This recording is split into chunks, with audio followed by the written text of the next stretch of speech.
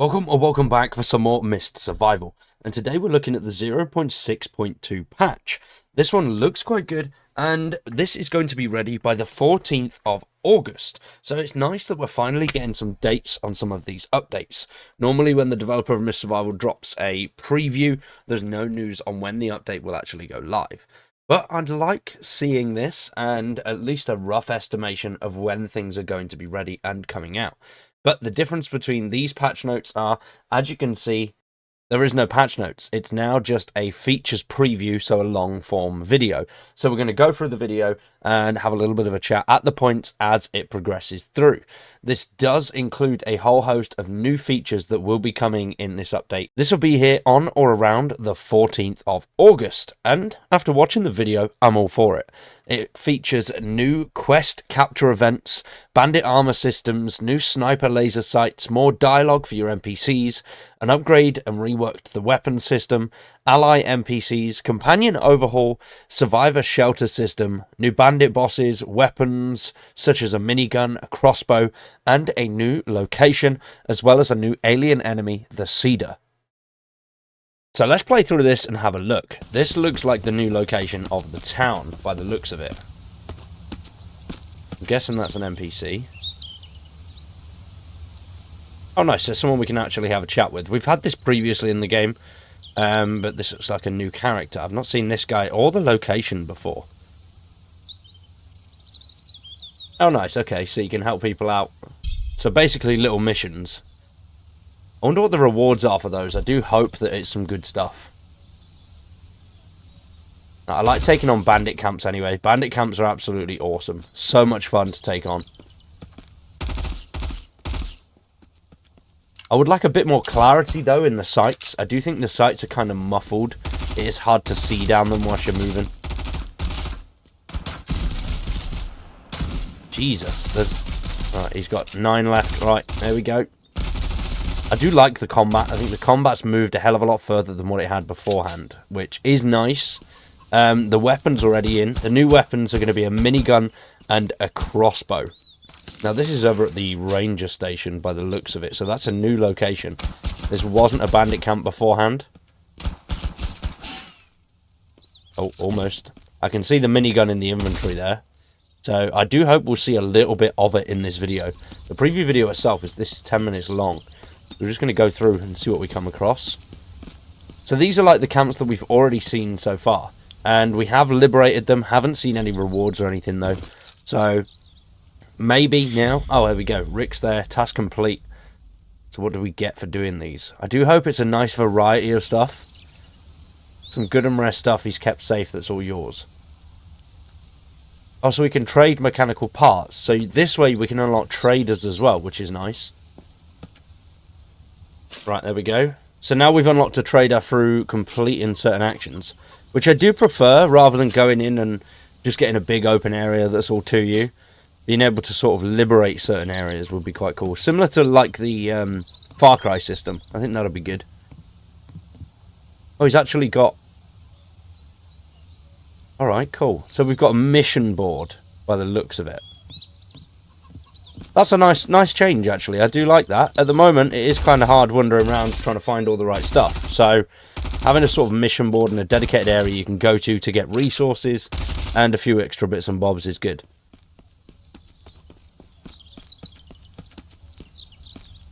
So, it does look like we're going to come across a lot more bandit camps. Obviously, there's already survivors that you can release and they can become part of your team. They perform various functions depending on who they are. That's good. I do like that we can do that. Actually, they can be some use now. Oh, the respect system as well in the top right is quite cool. It seems like he's actually a useful candidate as well. Well, I say that. He did kill... Alright, he killed someone there. I wasn't expecting him to actually kill someone. I thought these guys would be much more sort of cover-based. Seems like he's not quite sure how to path. Where's he trying to go? Oh no, alright. He's focusing on a more stealth approach. Which I do like that with the companion. Hopefully we'll be able to tweak that change that to how we want it. He's optimizing the cover as well, which is good. He's not just going to be stood out like a sore thumb. Obviously, the game's early access, so we may encounter bugs where they're stuck standing and stuff like that. We'll have to wait and see. Obviously, I encountered the bug with the vehicles not registering once I'd completed the parts. So there is bugs in the game. Hopefully, though, a few things like that are fixed or made a little bit clearer. And it looked like he was looting there, which is good. So now take him back to... Yeah, okay, so it's the same as the normal hostages. You just take them all back to your base. They work around the camp for you. You can set them different tasks, like clearing the forest out. So if you've not played with some of those guys before, they are pretty simple. You can choose what you want them to go out and loot. You can choose what you want them to do with that loot. So put it in boxes, put it in storage. And they are really handy to have around the base. Like, really handy. Here we go. We now have a new option, which is the survival shelter. And this is where these guys come in hand. Whereas beforehand, they would just be dotted around your base. You could do whatever. Now it looks like we have to actually build them an area in your camp. Which I do like that. They don't just wander around helplessly anymore. I think that is quite a cool way. Because then if you do have a nice big open base, you can set up something that looks really quite cool. And then, obviously, the downside to that is you will need a bigger base. So, if you are going for a smaller area, you might not be able to fit all the survivors in. And now, I'm not too sure if there's a cap or a change on how many survivors you can have. Hopefully there isn't. I know previously there was 2. There was the woman and then the bald dude, which was a little bit crazy. And those were quite helpful. So that's cool. He slowly builds it up, becomes his own little personal area. Oh, he even adds a couple of stations in there, unless this is something that you can do. But I do like that. I'm assuming now he's got things set up, he'll help you. Now, I'm not sure if this is a new location or not. It's something I haven't seen before, but I definitely have not seen the guys with the riot shields like that copper just there. That is insanely cool. But I can imagine is going to be quite tough to take down. Oh no, okay, just a few shots here and there and should do the trick. And... oh, he smoked himself out. I thought he blew himself up there.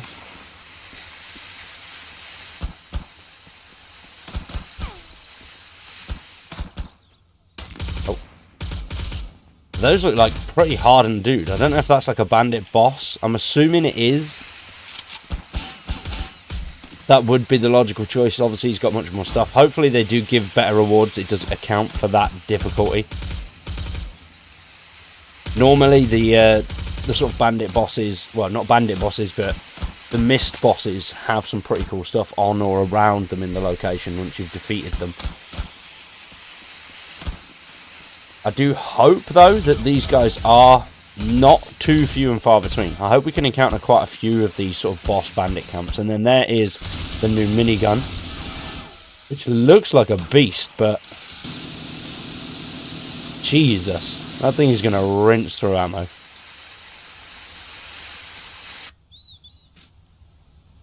And then here we have the new crossbow, which is quite cool. It takes the carbon arrows as well. Hopefully it does take a wider range of the arrows, because... oh, there we go. Speak of the devil. Hopefully we can add the modified arrows to it as well. I don't know if we can collect the arrows anymore. Ah, so there we go. That's a different type of arrow there. So there's a decent chunk of arrows we can place in this, which is good, because arrows are pretty much everywhere. You can find them in all sorts of bandit camps. You can find them on bandits themselves. They're quite easy to come across, which is good. And now obviously the weapon upgrade station. So obviously the crossbow can take a wide variety of items. So as you can see there, we've got a little igniter on there, which allows for flame arrows, which is really cool. I like that you don't have to individually light them, and there is an actual decent reason how they light, rather than it just being magic, you know, and they come onto your bow preloaded. So that's really quite cool. Hopefully flame damage is a decent damage source to the mist enemies. Something to take on a few of the bigger dudes that you can come across, like here in the motel. And then here we have another look at the minigun in obviously what looks like a testing area. That looks like it's quite easy to control. Got a decent spread on it as well. That's really quite good. Look how controlled that is.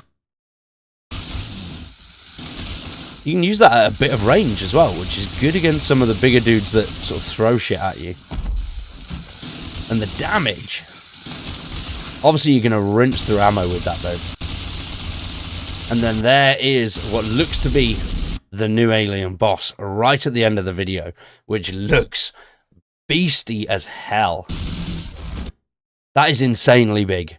So this looks like the new town area as well. So it looks like we're going to be needing to find a few of these weapons before the 14th of August. So I'd highly recommend getting stuck in and getting as much of this stuff as you possibly can.